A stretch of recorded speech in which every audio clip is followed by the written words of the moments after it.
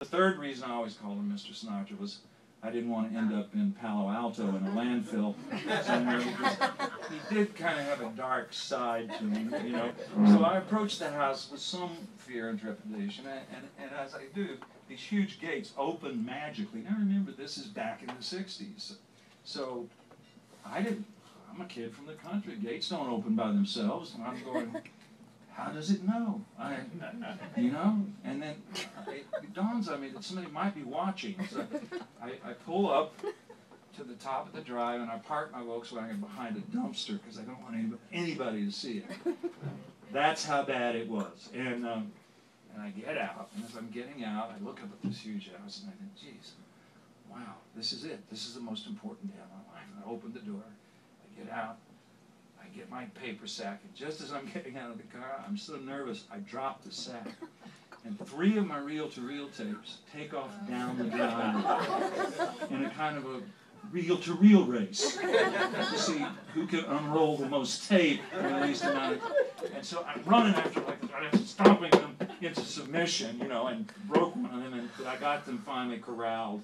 And now I'm kind of wrapping them up like this, you know, thinking, well, this is not a, you know, it's not a good start. But, you know, I'm thinking on the, I feel eyes on me on the back of my neck, and then that, you know, the false sense of security that we all have sets in, and I go, no, nobody saw that. Nobody saw that. And I go up the front steps, and in my mind it'll always be 39 steps, but it was a lot of steps. So I walk up, and here's this big Spanish door, and I see I look at my watch, and I say, oh, hey, 15 minutes, that's not bad, and I'm reaching out to ring the doorbell, elegant little lighted doorbell, and that's when I see the sign over the doorbell. It's a hand-lettered sign. It says, you better have a goddamn good reason for ringing this bell. And I froze. Well, I think I have a good reason. I may even have a damn good reason. I don't know about that other thing, because we didn't even say that in my house when I was growing up. And so I was just kind of paralyzed there for a moment. And as I'm processing this and thinking, well, do I just go home now? Or no, but I do have an appointment. The front door kind of slides open, and there stands Mr. Sinatra in the famous red silk Bergdorf and Goodman dressing gown that we've all seen him wear in the movies, and Cary Grant and Rod Taylor and Hudson.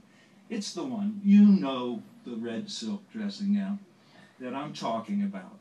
And he's standing there like this, and he's kind of got a bad look on his face. And he says, hey, kid. He said, what are you doing on my porch? He says, can't you read? And I said, I turn into Jerry Lewis. And I'm trying to babble out that, no, I have an appointment, you know. And he says, what you doing? He says, he sees this sack, you know, and he says, what are you, selling cookies? He said, I'm incredulous. He says, this is bizarre. He said, you're a weird kid. He said, I saw what you did down in my driveway.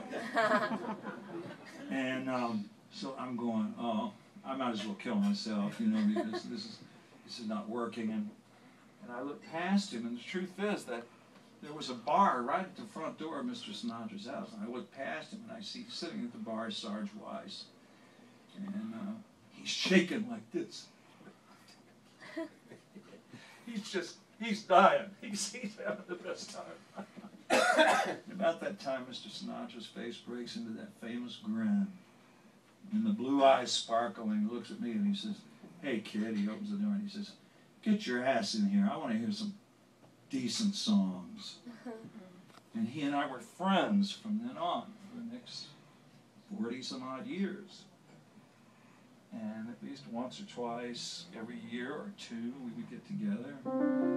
He would sit in a chair and listen to songs. He loved songs, and he loved songwriters. And when he was in Vegas, he would park me right by the stage, and he'd say, ladies and gentlemen, now I'm going to do a song by that wonderful kid, He called me a wonderful kid. I went to see him 15 years ago, somehow, maybe it was 20, at his last concert at Radio City Music Hall, and he introduced me as that wonderful kid.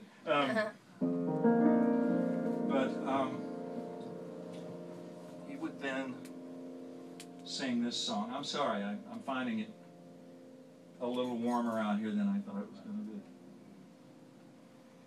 I mean, push comes to a shove, I may take this shirt off.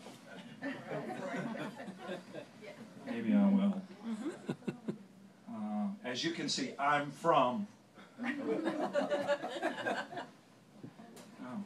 don't know whether I can get it off now. This is so weird. I'm on stage and I can't get my shirt. Do you need help? Do you want help? No. Okay. Now I can't do anything. You could probably still play. This is just incredible. The role is like a pillow. Yeah, I've got. It's your cuff Just help me get my. Just take that cuff link out. Yeah, it's your cufflinks. Do you need scissors? The cufflinks. This is really professional shit, isn't it? You wouldn't know that I played Feinstein's a couple of days ago. I was there. Okay, and now this one. Okay, so as I was saying, there I am sitting at Caesar's Palace, and my money's no good. I can't pay for my room. I can't pay for a hamburger.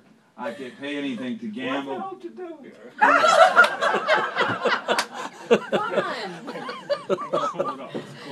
And there's a couple of other things that I didn't pay for.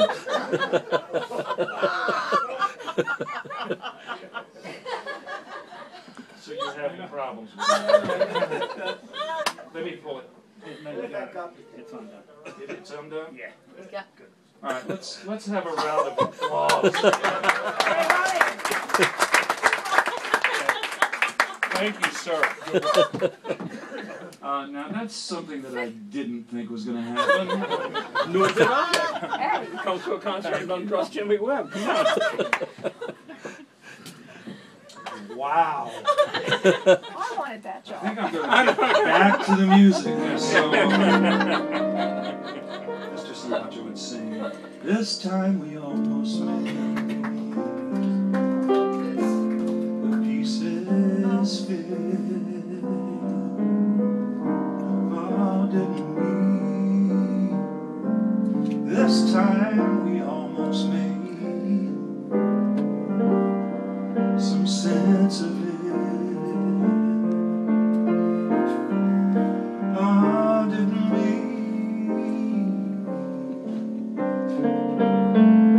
This time I had the answer right here in my hand, and I touched it.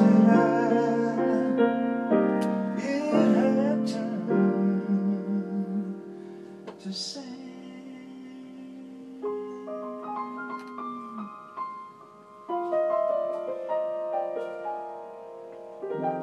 this time we almost sang our song in tune. Oh, didn't we? This time we almost made it to the moon. Oh, didn't we? This time we almost made our